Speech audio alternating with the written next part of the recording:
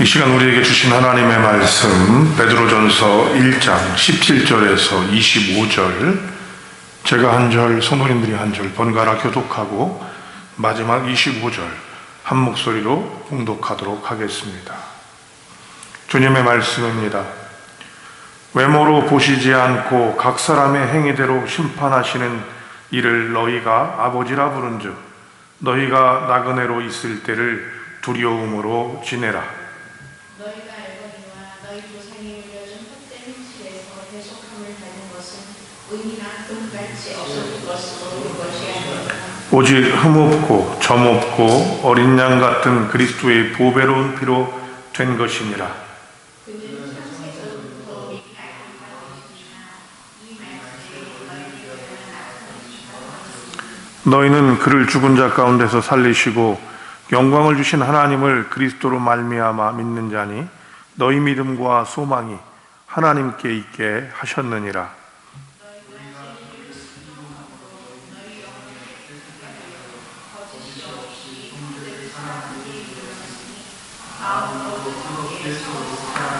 너희가 거듭난 것은 썩어질 시로 된 것이 아니요 썩지 아니할 시로 된 것이니 살아있고 항상 있는 하나님의 말씀으로 되었느니라.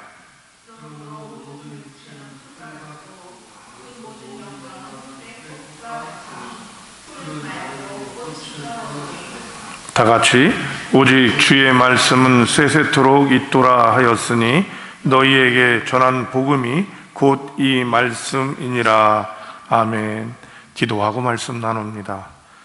하나님 아버지, 오래도록 코로나19로 저희가 많은 어려움을 겪되 이제는 함께 예배드릴 수 있는 날을 정하며 기대하고 나아갑니다.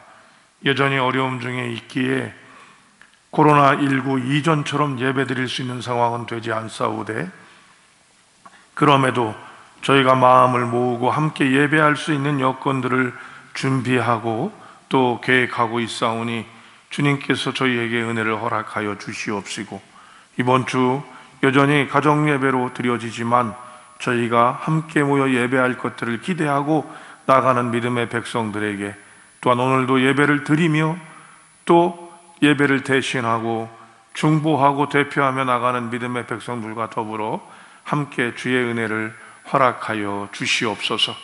오늘도 하나님 아버지 여러 두려움 가운데 세계적이고 또 시대적이고 국가적이고 개인적이고 가정적인 어려움들 안에 두려움으로 있는 우리에게 이 베드로 전서의 말씀으로 주님께서 말씀하여 주시고 예수 그리스도를 믿음으로 자신의 남은 인생을 살아갔던 베드로 믿음의 선배의 그 놀라운 고백과 그를 통해 전해지는 하나님의 말씀으로 우리가 이 땅을 살아갈 수 있도록 위로하시고 우리를 붙잡아 주시옵소서. 주님의 귀한 은혜가 저희에게 있기를 소망하오며 우리 주님 예수님의 이름으로 기도하옵나이다. 아멘. 오늘 본문의 말씀은 언젠지를 먼저 좀 집중하고 나아가는 것이 매우 중요합니다. 예수님께서 십자가에서 죽으시고 부활하시고 난 약 한 30년이 지난 시점이에요. 한 30년 그러면 한 세대가 지나간다 그렇게 얘기를 해요. 한 세대가. 이 세대가 지나는 시점에서 베드로가 로마에서 이 편지를 우리에게 쓰는 것으로 우리가 알게 됩니다. 두려움 가운데 떨고 있던 제자들이 한 시대를 겪는 거죠. 지난주에 우리가 두려움 가운데 떨고 있던 제자를 만나셨던 예수님, 그리고 그 부활하셨던 예수님을 만나고 마가의 다락방에서 뜨거워졌던 그들이 그대로 살아나간 것이 아니라 30년의 세월을 겪어놓고 나아가는 겁니다. 그리고 이 시대의 정점은 우리가 가장 로마 시대 때 가장 기이한 폭군으로 알려진 네로 황제의 박해가 앞두어진 시점이다. 그러니까 굉장히 여러 가지 많은 어려움들과 두려움들이 있는 것이 이 베드로전서의 시기라고 한다고 그러면 오늘 우리는 이렇게 생각할 수 있죠. 우리가 예수를 믿고 난 다음의 여정이 어땠는지, 여러분들이 엄마 뱃속에서부터 예수를 믿었다 하더라도 그것은 전체적인 믿음이라고 한다면 내가 예수를 고백하고 인격적인 예수를 개인적으로 예수를 만난 이후에 내 삶이 어땠는지를 한번 돌이켜 보실 수 있었으면 합니다. 베드로 사도는 부활의 증인으로서 살아가면서 참 만만치 않은 삶을 살았던 사람이에요. 개인적으로는 가장 큰 영광이 될 수 있었던 삶이기도 하고요. 또 우리가 그 관점에서 본다면 그를 통한 기적과 이사, 한 번에 3,000명이 회개하고 세례를 받는 이 놀라운 역사를부터 시작하여 쓰러지고 넘어지지만 다시 세워놔 주시는 예수님에 대한 개인적인 마음들로 나아가는데, 베드로가 만났던 사람은 본의 아니게 이 로마죠. 천년왕국인 로마와 맞섰던 사람이 되는 겁니다. 그렇게 30년을 지내면서 겪었던 이 베드로가, 하나님께서는 이 베드로를 통해서 우리에게 말씀을, 우리에게 우리의 삶에 대한 말씀들을 전해주고 계신 겁니다. 여러분, 오늘 베드로는 한마디로 우리의 인생을 나그네다 이렇게 얘기합니다. 그리고 풀과 같이 시든다 이렇게 얘기를 하고 있어요. 17절을 한번 읽어보겠습니다. 17절 시작.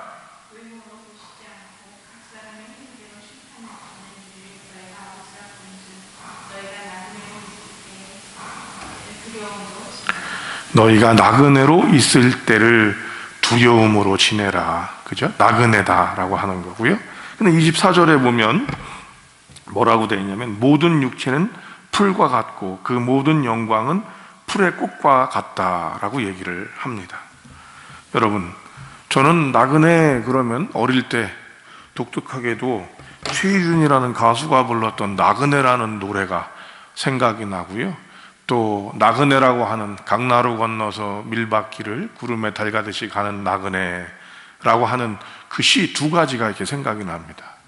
근데 이 두 시를 보면서 어린 시절에 그것들을 접하게 됐던 저는 나그네 그러면 참 목가적이고 낭만적이라는 생각을 갖게 돼요.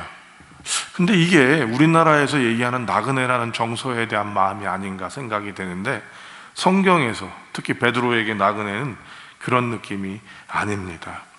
성경에서 나그네는요, 고아와 과부와 그 다음으로 사회 약자계층으로 취급을 받아요. 옛날엔 여러분 텃세가 세고 동네 사람들이니까 다른 동네를 넘어가면 문제가 생긴 적이 있어요. 그죠? 윗동네 아랫동네가 있어서, 또 남자아이들 같은 경우 저희 또래만 해도 그 동네 텃세가 있어서 잘못 지나가면은 여러분 매를 맞고 폭력을 당하는 일들이 많이 있었습니다.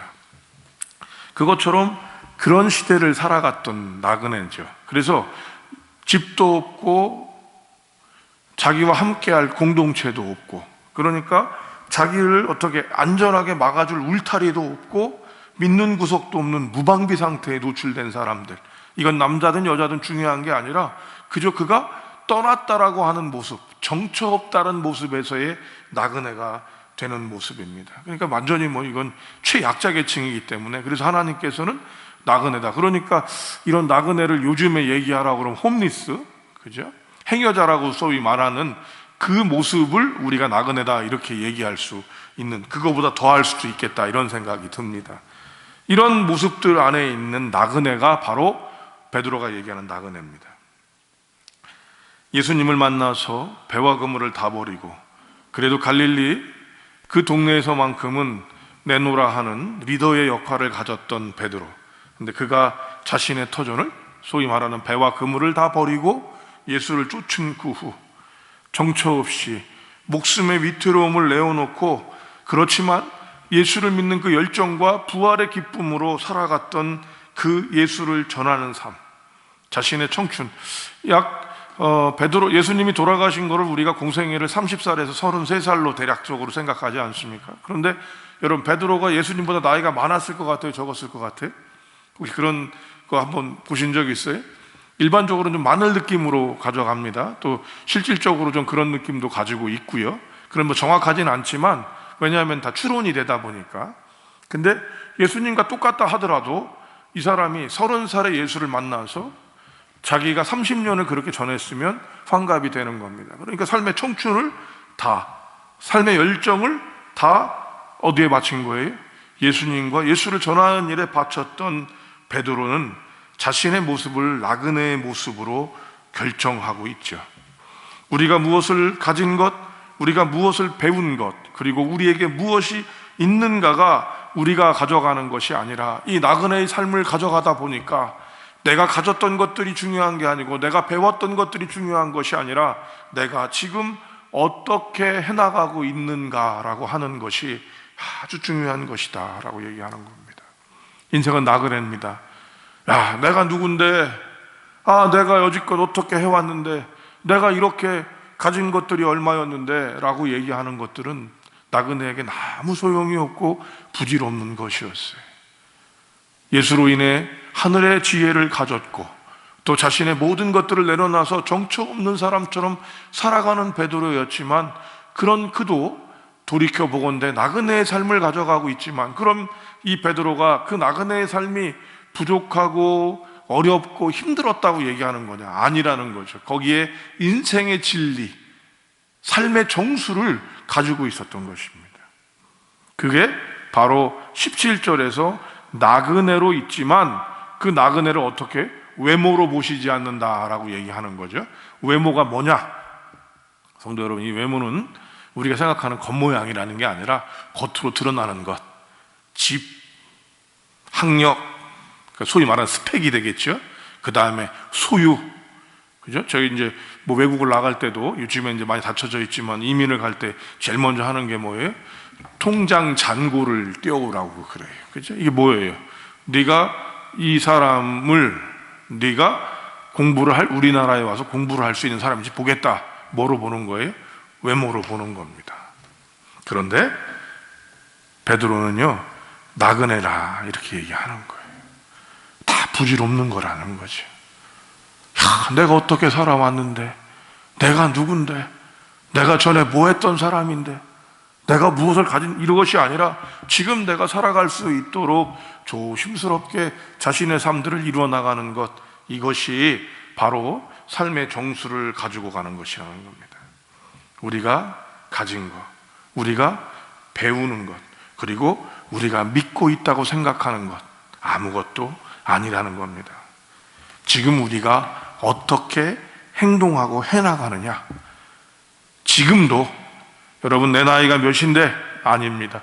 여러분이 80세라 하더라도 지금 선택해서 한 발을 내딛는 것, 내가 큰 실패를 했더라도 지금 한 발을 내딛는 것을 통해서 가져갈 수 있는 것이고, 이것을 인생의 철학으로 보는 것이 아니라 바로 누가 기독교 역사상 최고의 영적 지도자요, 최고의 삶을 가졌고 최고의 수제자로 여겼던 베드로의 정수예요. 그러니까 예수 믿는 사람들에게는 지금 우리가 어떤 것들을 해나갈지를 볼 수 있어야 하는 거예요. 두려움 가운데 있고 내로의 핍박이 있고 아무것도 없는 것 같은 이런 나그네 같은 인생이 나그네지만 이 나그네의 인생길을 어떻게 가져갈 수 있다, 하나님께서 우리에게 어떻게 주신 바 되셨는지를 보고 그것들을 통해서 이루어갈 수 있다라고 하는 것이 바로 베드로의 인생 철학이다라고 얘기할 수 있습니다. 여러분, 내가 병에 걸렸어도 중요하지 않습니다. 감히 얘기합니다. 내가 쫄딱 망했어도 중요하지 않습니다. 예수님을 믿고 그 믿은 예수님을 통해서 한 발 한 발을 내디딜 때 그 하나님께서 그 사람의 행위로 판단하시고 그를 지지하시고 도우시는 분이 바로 우리의 아버지시기 때문에 그런 겁니다. 이것이 바로 우리입니다. 여러분, 우리가 왜 인생에서 뭔가를 가지려고 하고 내가 뭐가 있다고 얘기하는 게 뭐예요? 바로 두려움이라고 지난주에 뭐 꼭 그렇게만 얘기하자는 건 아니지만 지난주에 두려움에 대한 이야기들을 나누었습니다.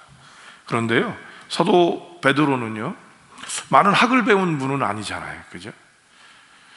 이 구교에서 되게 독특한 건, 구교는 뭐 이렇게 뭐 수호성인이라고 그래서 이제 믿음이 좋았던 분들이 기리면서 그분들이 우리를 보호한다 이런 사고가 조금 있습니다. 근데 이 스페인 수호성인이요, 일자무식이세요.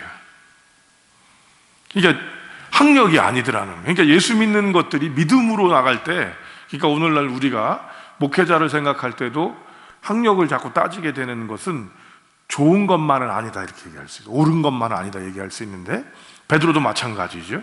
바울은 여러분 학이 굉장히 깊었던 사람입니다. 그러나 베드로는 학이 그렇게 깊은 사람 아니었어요. 그러면 학이 배움이 있고 배움이 없다가 중요한 것이 아니라 그 배움이 제도적으로 눈에 보이는 외모적인 것들이 아니더라는 거예요. 삶의 진수들. 옛날 어르신들 보면 우리가 어르신들이 배움이 많아서 여러분 어르신이 아니었어요. 그 농사를 짓는 어르신들한테 배울 지혜는 농사의 지혜가 있고, 그건 뭐 학으로 쓰는 게 아니잖아. 삶으로 나타났는데, 이런 베드로나 또 이런 분들이 사막교부라고 이름이 붙여진 분들이 계셔요. 사막에서 오로지 예수님을 믿었던 분들, 이들은 이제 배움이 있던 분도 있고 그렇지 못한 분들도 있었는데, 이들이 던졌던 말은 아주 촌철살인의 지혜들이 있었어요. 삶의 종국을 찌르는 것처럼. 근데 오늘 베드로의 말씀이 그렇더라고요. 뭐냐, 지난주에 우리는 뭐 두려움에 대해서 데이비드 호킨스 박사부터 시작해서 여러 제가 이야기를 내놓으면서 두려움에 대한 이야기를 나누었는데, 오늘 하나님께서는 인생길 나그네 길에 대한 두려움, 그저 정처 없고 안전한 망이 없는 상태에서 우린 그래서 많은 것들을 가지고 가야 될 것 같고 뭔가를 해야 된다고 생각하는 우리에게 딱 한 줄로, 어쩌면 한마디 같은 느낌이에요. 한 줄로 정리를 합니다. 뭐라고 되어 있어요? 나그네로 있을 때를 두려움으로 지내라. 여러분, 나그네 길이기에 두렵고 힘들고 외롭습니다. 그리고 무섭습니다. 안전해야 됩니다. 그런데 이때 그것을 이기는 분위기는 뭐냐면 진짜 두려워할 것을 두려워해야 되는 거예요. 그러니까 우리가 보잘것없는 것들을 두려워하다 보니까 여러 것들이 마신데, 빛이 임하면 아무것도 안 보이는 거죠. 마치 밤에는 여러분 달빛이 약하니까 별들이 보이는 거예요. 도시에서는 별 보기가 어려워요. 왜 그래요? 도시에 빛이 많기 때문에 그런 거예요. 잣빛이 많아서. 그런데 태양이 뜨고 나면 아무것도 안 보이는 거예요. 왜 그래요? 빛이 있어야 되겠다. 역시 마찬가지입니다.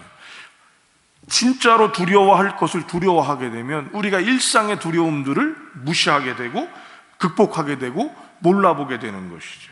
이것이 바로 베드로에게 두려움에 대한 극복이었습니다. 이 두려움은, 오늘 저는 언어 유희를 써서 두려움을 극복하는 두려움이다라고 하는 단어를 사용을 했는데, 정확하게 얘기한다면 경외하라는 뜻이죠. 이것이 되게 중요합니다. 하나님을 두려워하게 되면 큰일 날 수도 있어요. 그래서 조던 오먼이라고 하는 영성신학자는 종의 영성이 아니라 아들의 영성을 가져야 된다, 이렇게 얘기했어요.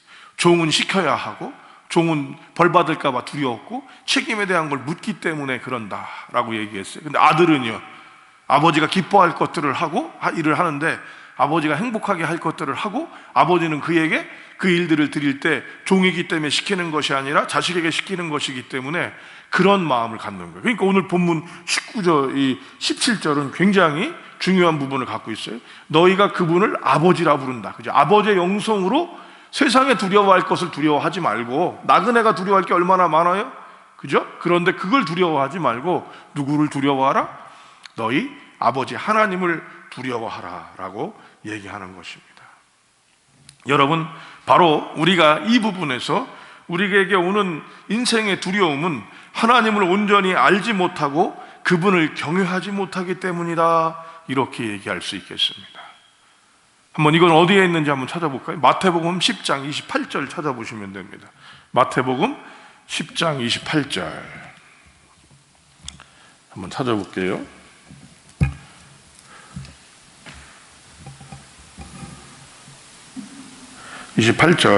마태복음 10장 28절 찾으셨으면 읽겠습니다. 시작.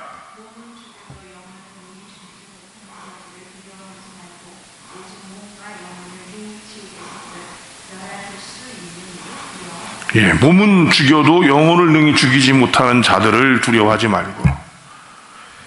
성도 여러분, 이것이 바로 하나님에 대한, 하나님의 권능을 알게 되면 우리는 하나님의 사랑을 모르고 하나님의 권능만 알게 되면 두려운 거예요. 이 두려움, 신적인 영적인 존재에 대한 두려움은 우리에게 뭐를 만들어내요? 사입이나 또 무속이나 기복을 만들어내는 거죠. 명태 걸어놔야 안전할 것 같고, 그죠? 큰 산이나 나무를 보고도 우리가 움직이는 건데, 거기에 머무는 것이 아니라 진짜 우리를 영혼까지도 멸하실 수 있는 그분을 우리가 알게 될 때 우리는 진짜 태양빛을 만나게 되는 겁니다. 그래서 그분을 예배하게 될 때 다른 걸 예배하지 않아요. 이게 우상 숭배와 같이 가는 거죠.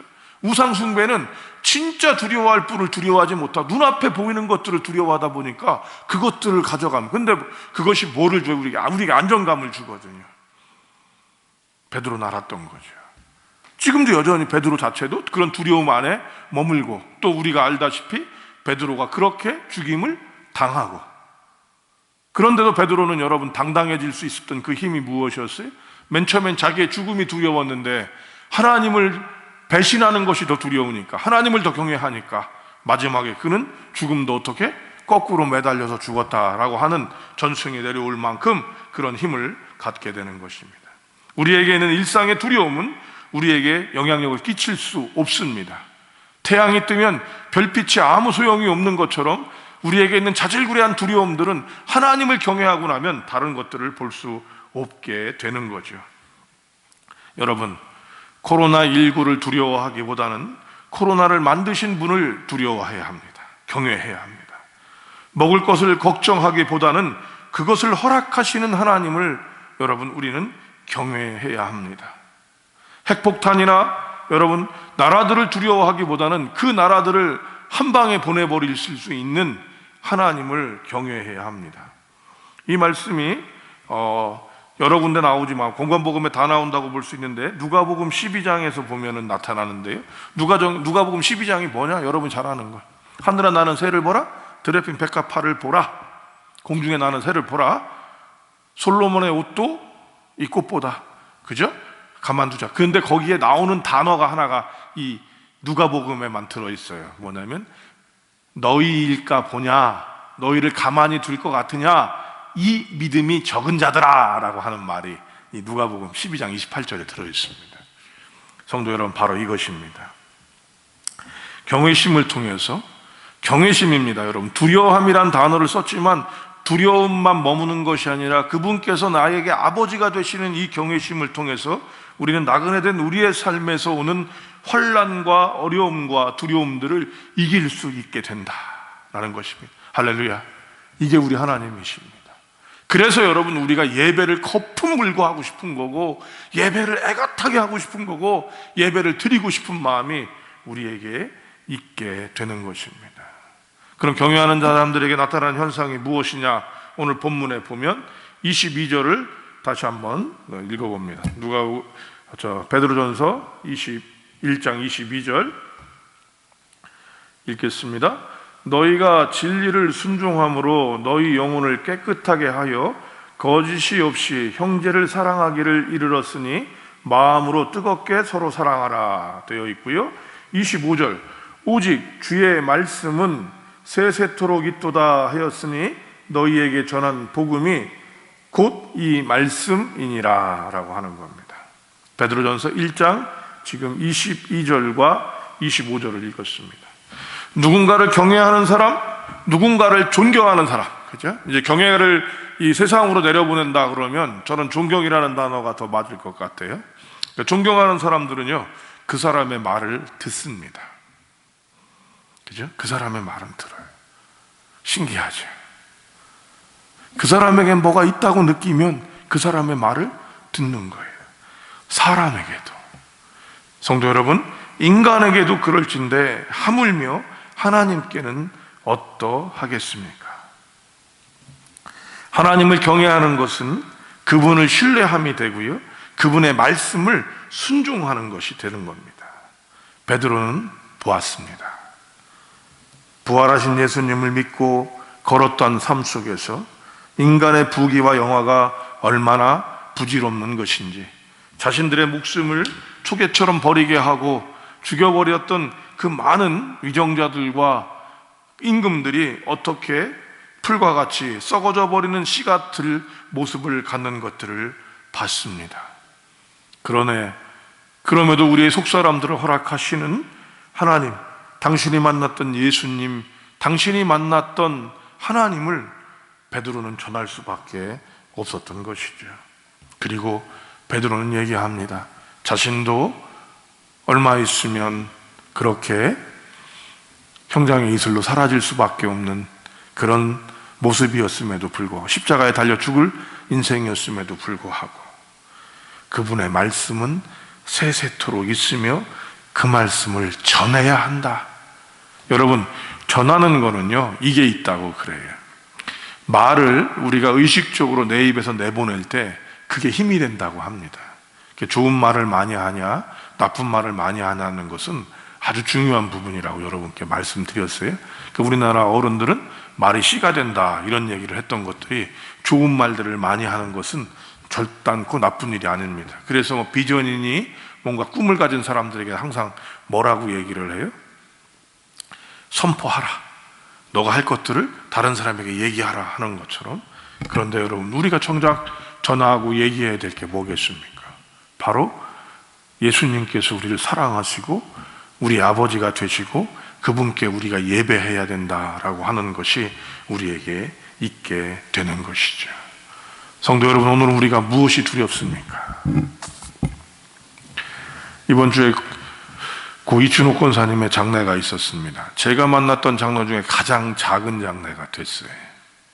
그런데요, 제가 이번에도 유족 되시는 백 권사님과도 함께 얘기를 나누고, 백 권사님도 그랬지만 외롭지 않더라는 거예요. 도리어 장례가 여유롭고, 또 장례가 참 느긋하고 평안한 느낌이 드는 거예요. 그래서 그 얘기를 드렸어요.